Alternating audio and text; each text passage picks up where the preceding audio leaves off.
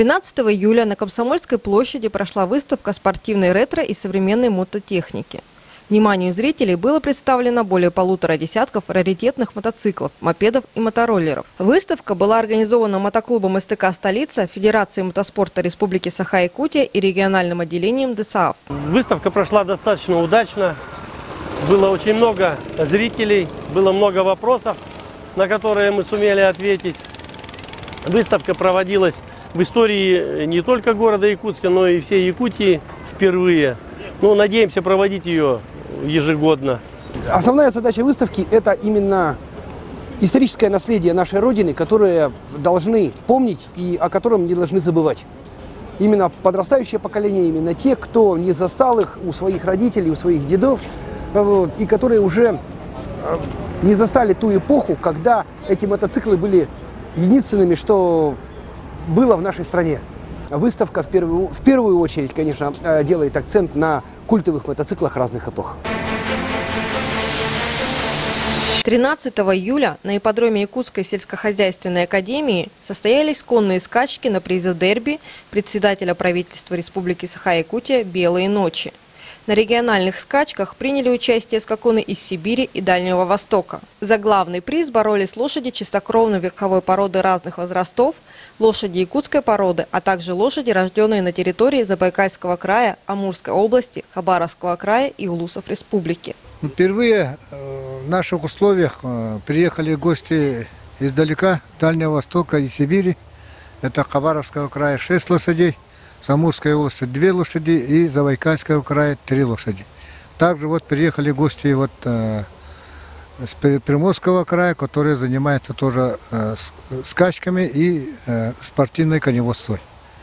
В данный момент, конечно, скачки прошли, открытие у нас это «Белые ночи» 1600 метров, 2400 и 4800. Наши гости заняли на первой скачке Ирбискет заняла 3-е место, призовой тройку попала. И 2400 это с Хабаровска лошадь Шахин и заняла 4-е место. И на 4800 это с Амурской области Саммер Брумц почетное 2-е место. Действительно, лошадь очень подготовленная. Конечно, возраст немножко, наверное, не позволяет. А так хорошее время и хорошие скаковые резвость показала.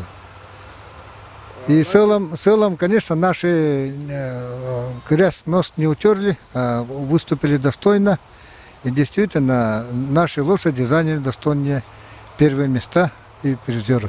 У меня ощущения отличные. Просто я уже 2-й раз здесь видел вперед. И сейчас хорошо проведенная организация, скачки хорошие. Самое главное, и лошади хорошие. Мы приехали с Приморья, а скакать мы не привозили лошади. Привозили Хабаровск край, Амурская, Забайкалье. 30 июня в городе Санта-Клара, штат Калифорния, прошел чемпионат США по масс-рестлингу. Согласно положению чемпионата, мужчины боролись в 3 весовых категориях – до 90, до 105 кг и свыше. Женщины в 2, до 70 кг и свыше. Якутский спортсмен Николай Дьяконов показал свое высокое мастерство масс-рестлера. Безоговорочным лидером стал 27-летний Роберт Оберст, который при росте свыше 2 метров весит около 190 кг. В этот же день были проведены переговоры с американской стороной и подписано заявление от президента Федерации масс-рестлинга США господина Ода Хаугена о вступлении в Международную федерацию масс-рестлинга, а также намечено проведение турнира по масс-рестлингу в крупных городах Америки. Также будет рассматриваться вопрос о проведении матчевой встречи Америка-Россия или Америка-Якутия. Чемпионат США прошел очень интересно. Об этом нам сегодня рассказали его участники, проработавший там судьей и давший мастер-класс.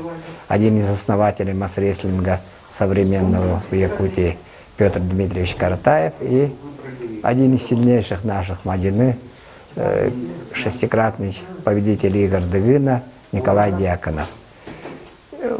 Обо всем мы слышали и надеемся, что этот чемпионат будет иметь продолжение. Создана Федерация масс-рестлинга США. Есть у нас общее желание работать вместе, и мы надеемся, что на североамериканском континенте наш масс-рестлинг будет иметь продолжение, будет победно шествовать из континента в континент.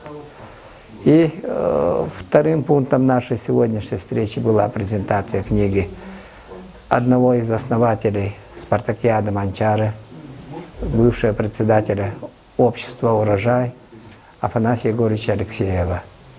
Над этой книгой мы с ним работали в течение вот этого года. Наш Центр национальных видов спорта каждому крупному спортивному событию года готовит свои издания. Мы, например, к играм 2009 года выпустили несколько книг. И вот к этим играм Манчары, к 19-й спартакиаде, мы тоже подготовили вот 2 издания, среди которых вот книга основателей игр Афанасия Егоровича Алексеева. Книга, я думаю, получилась интересная.